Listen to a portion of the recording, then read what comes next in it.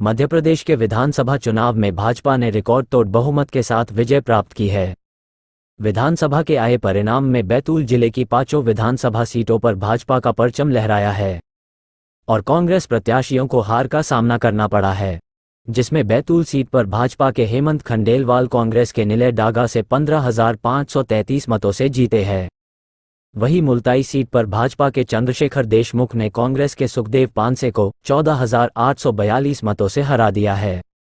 Bhainsdehi seat पर भाजपा के महेंद्र सिंह चौहान ने कांग्रेस के धर्मू सिंह सिरसाम को 8,230 मतों से हराया। आमला सीट पर भाजपा के योगेश पंडाग्रे ने कांग्रेस के मनोज मालवीय को हरा 12,118 मतों से विजय प्राप्त की है। वहीं घोडाडोगई विधानसभा सीट से भाजपा की गंगा सज्जन सिंह उइके ने युवा कांग्रेस प्रत्याशी राहुल उइके को 4,213 मतों से हरा दिया है। इस तरह भाजपा की बैतूल की 5 विधानसभा सीट पर भाजपा ने जीत दर्ज करा दी है। बैतूल जिले में प्रधानमंत्री नरेंद्र मोदी की गारंटी का जादू और मध्य प्रदेश के शिवराज सिंह चौहान की लाडली बहना योजना का असर दिखाई दिया है। बैतूल जिला मुख्यालय पर भाजपा के 5 विजयी प्रत्याशियों के साथ भाजपाइयों ने विजय भवन से बैतूल शहर में भव्य विजयी जुलूस निकाला। उनके साथ मौजूद सांसद दुर्गादास उइके, जिलाध्यक्ष बबला शुक्ला सहित शीर्ष वरिष्ठ नेताओं द्वारा मतदाताओं व भाजपा कार्यकर्ताओं का आभार व्यक्त किया। प्रदेश में सरकार जनता के आशीर्वाद से बन रही है। शिवराज जी की योजना और मोदी जी का प्रभाव इस पूरे चुनाव में प्रदेश में काम कर रहा था। बैतूल जिले में भी हमारे संगठन ने, हमारे जिलाध्यक्ष ने, सांसद जी के नेतृत्व में पूरे जिले में कार्यकर्ताओं ने अथक मेहनत की और उसी का परिणाम है कि हम 5 विधानसभा में जीत की तरफ आगे बढ़ रहे हैं। क्या चुनौती थी इस विधानसभा चुनाव में? इस विधानसभा चुनाव में क्योंकि लगातार हमारी 4 बार से सरकार थी, तो निश्चित तौर पे कई बार जब लगातार सरकार रहती है तो लोगों के मन में कुछ प्रश्न रहते हैं, लेकिन मैं जनता को धन्यवाद देना चाहूँगा कि उन्होंने शिवराज जी की जो क्षमता है उसे पहचाना, मोदी जी के नेतृत्व को पहचाना और जनता ने हमें भरपूर आशीर्वाद दिया। लाडली बहना का क्या असर रहा? निश्चित तौर पर लाडली बहना योजना का लाभ भारतीय जनता पार्टी को मिला है, लेकिन उसी के साथ साथ सरकार के जो अन्य कार्य हैं और हमारी केंद्र सरकार में जो हमारी मोदी जी सरकार की योजनाएं हैं उनका भी लाभ हमें मिला। कांग्रेस ने काफ़ी गंभीर आरोप लगाए, ओपीएस जैसा था, घोटालों के आरोप लगे, इसके बावजूद भी इतनी बड़ी भारी मतों से चुनाव जीते हैं। देखिए, कांग्रेस ने क्या आरोप लगाए ये उनका विषय है।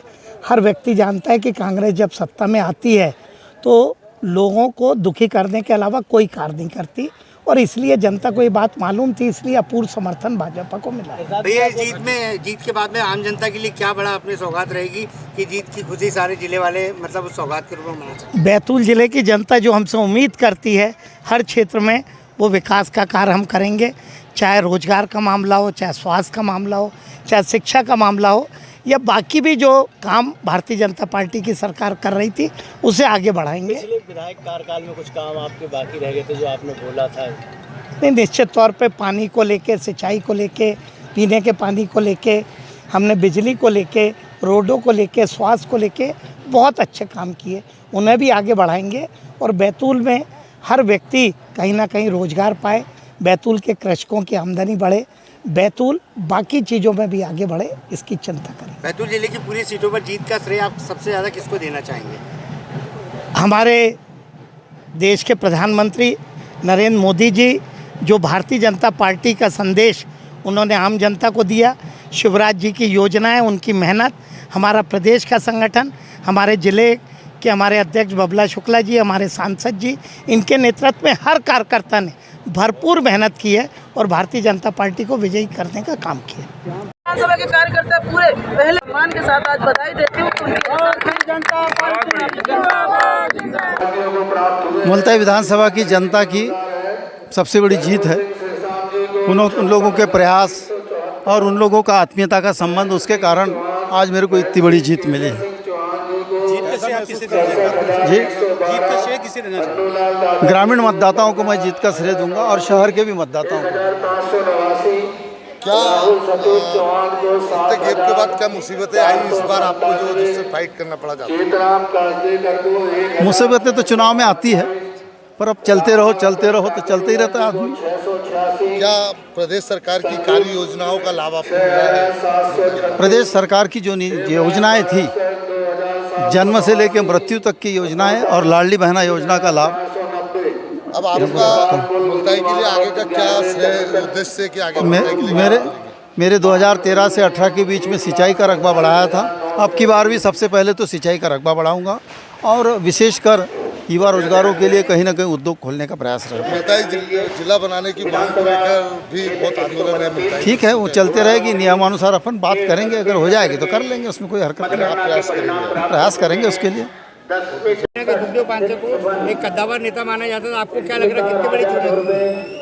ये आम लोग मानते थे कद्दावर नेता, पर जनता नहीं मानती थी ना। अगर जनता मानती होती तो आज चुनकर आ जाते थे। इस पूरी जीत का श्रेय आप किसको देना चाहेंगे? मैं आम जनता को, मेरे ग्रामवासियों को देना चाहता हूँ और शहर के आम जनता को देना चाहता हूँ, मेरे भारतीय जनता पार्टी के कार्यकर्ताओं को देना चाहता हूँ, जिन्होंने प्रयास किया।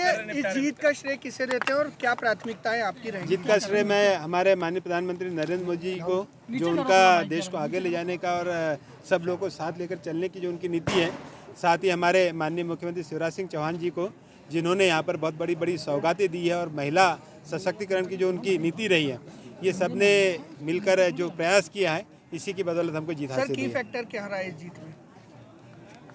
जीत में इस क्षेत्र का, मेरे क्षेत्र के जो विकास कार्य हैं और महिला सशक्तिकरण के जो कार्य हैं, खासतौर से लाडली बहना योजना, मैं समझता हूं कि जीत का प्रमुख आधार है। सबसे प्राथमिकताएं क्या रहेंगी सर इस जीत के बाद? इस क्षेत्र में रोजगार के साधन मुहैया कराने, जो 6-7 हज़ार करोड़ के हम लोगों के काम हुए हैं, स्वीकृत हुए हैं यहाँ पर, उसके माध्यम से हम लोगों को ज़्यादा से ज़्यादा रोजगार देने का काम करेंगे।